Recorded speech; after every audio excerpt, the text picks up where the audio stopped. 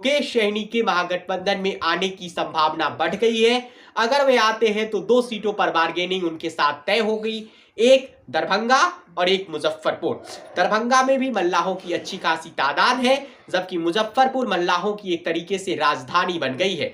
यहाँ पर 1996 के बाद 2004 का अगर चुनाव छोड़ दिया जाए तो बाकी हर चुनाव में निषाद कैंडिडेट ही जीतते रहे हैं, जिसमें कैप्टन जयनारायण निषाद 4 मर्तबा और 2 बार उनके बेटे अजय निषाद। नमस्कार, मैं अमित ऋतुराज। इस वीडियो में बात करते हैं कि दोपहर 12:15 पर 29 मार्च को महागठबंधन की तरफ से एक प्रेस कॉन्फ्रेंस आयोजित की गई है, ऐसी जानकारी निकलकर सामने आई है।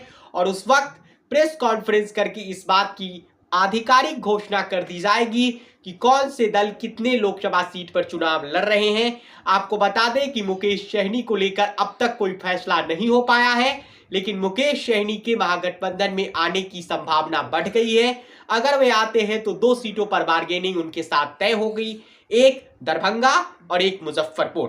दरभंगा में भी मल्लाहों की अच्छी खासी तादाद है, जबकि मुजफ्फरपुर मल्लाहों की एक तरीके से राजधानी बन गई है। यहाँ पर 1996 के बाद 2004 का अगर चुनाव छोड़ दिया जाए तो बाकी हर चुनाव में निषाद कैंडिडेट ही जीतते रहे हैं, जिसमें कैप्टन जयनारायण निषाद 4 मर्तबा और 2 बार उनके बेटे अजय निषाद।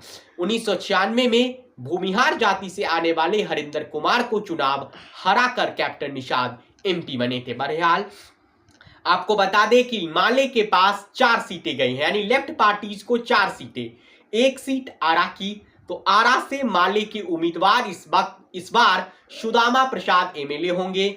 दूसरा सीट नालंदा की सीट गई है जो माले के हिस्से गई है, वहां से एमएलए संदीप सौरभ के चुनाव लड़ने की चर्चा है। इसके अलावा तीसरा लोकसभा सीट बेगूसराय गया है माले के पास, जहां से अवधेश राय उम्मीदवार होंगे सीपीआई के, जिसकी घोषणा भी कर दी है डी रजा ने। और एक सीट काराकाट की है, यानी अदिति कुमारी को झटका लगा है और वे सीट सीपीएम लड़ेगी। तो सीपीएम किसे मैदान में उतारेगी ये देखना दिलचस्प होगा। बाकी 9 सीटें जो कांग्रेस के हिस्से आई है, उसमें किशनगंज पहला लोकसभा, जहां से उसके सिटिंग एमपी मोहम्मद जावेद का चुनाव लड़ना लगभग कन्फर्म है। दूसरा कटिहार, तारिक अनवर या शकील अहमद खान में से कोई एक लड़ ले। तीसरा सीट सुपौल की है, इंटरेस्टिंग सीट है। सुपौल की सीट से या तो पप्पू यादव चुनाव लड़ ले या फिर उनके बेटे सार्थक रंजन चुनाव लड़ ले। फैसला पप्पू यादव और रंजीत रंजन को करना है कि किसे चुनाव लड़ना है, क्योंकि पूर्णिया सीट पर निगोशिएशन नहीं हुआ है। कांग्रेस को इस बार औरंगाबाद और पूर्णिया जैसी अपनी परंपरागत सीट छोड़नी पड़ी है गठबंधन धर्म निभाने के लिए। पप्पू यादव ने कहा था पूर्णिया के बिना वे, पूर्णिया ही उनकी जिंदगी है, उसके बिना उनके पास कुछ भी नहीं है। तो अब पप्पू यादव का क्या फैसला होगा ये देखना होगा। 2 अप्रैल को ऐसा कहा जा रहा है कि वह नामांकन भी भर सकते हैं। 3 अप्रैल को बीमा भारती नामांकन वहां से भरने वाली है। कांग्रेस के हिस्से जो चौथी लोकसभा की सीट आई है वे पटना साहिब है। यहां से कांग्रेस किसी अति पिछड़ा, किसी कुशवाहा कैंडिडेट पर दांव खेल सकती है। क्या वो प्रवीण सिंह कुशवाहा होंगे या मीरा कुमार के बेटे अभिजीत अंशुल होंगे, ये देखना दिलचस्प होगा।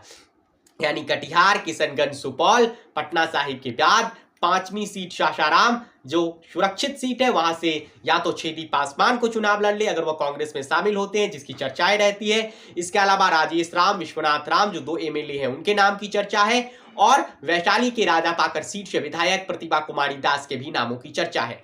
कांग्रेस के हिस्से वाली छठी लोकसभा सीट समस्तीपुर, वहां से पान समाज के आने वाले आईडी गुप्ता रेस में आगे हैं। हालांकि तमिलनाडु के एक्स डीजीपी डीके रवि के नाम की भी चर्चा होती है। इसके अलावा कांग्रेस की हिस्से 7वीं सीट जो आ रही है वह मुजफ्फरपुर की सीट है, जहां से कांग्रेस उम्मीदवार हो सकते हैं विजेंद्र चौधरी वैश्य जाति से या भूमिहार जाति से अखिलेश सिंह के बेटे आकाश आनंद या खुद कांग्रेस के प्रदेश अध्यक्ष अखिलेश सिंह।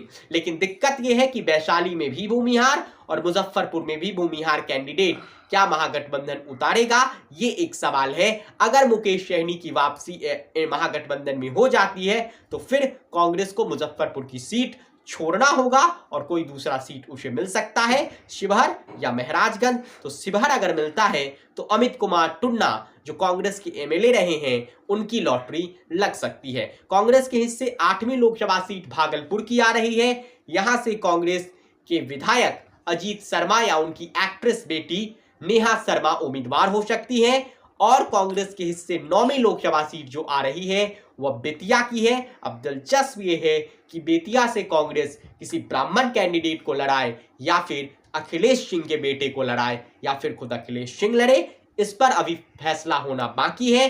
कांग्रेस में उम्मीदवारों के नाम बिहार के 31 मार्च को तय होने हैं, क्योंकि 31 मार्च को कांग्रेस सेंट्रल इलेक्शन कमेटी की अगली बैठक दिल्ली में आयोजित होनी है। तो फिलहाल महागठबंधन में सीट बंटवारा का फॉर्मूला, जिसमें 27 सीटों पर चुनाव लड़ेगी आरजेडी, 9 पर कांग्रेस, 2 पर माले, 1 पर सीपीएम, 1 पर सीपीआई यानी 4 माले, 9 कांग्रेस, 27 राजद। अगर वीआईपी की एंट्री हो जाती है, जिसकी संभावना अब दिख रही है, तो राजद 25, 2 वीआईपी, 9 कांग्रेस और 4 लोकसभा सीट, जिससे चुनाव लड़ते हुए नजर आएंगे लेफ्ट पार्टीज के उम्मीदवार। कल दोपहर 29 मार्च दोपहर 12:15 पर पीसी करके इस बात की औपचारिक पुष्टि कर दी जाएगी। पप्पू यादव को झटका लगा है और औरंगाबाद से चुनाव लड़ने के लिए उत्सुक निखिल कुमार को झटका लगा है।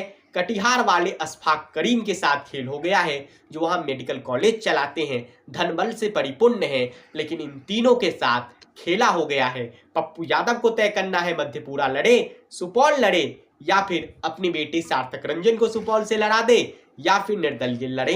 ये वक्त बताएगा। फिलहाल कांग्रेस के बीच आरजेडी और लेफ्ट पार्टीज के बीच समझौता हो गया है।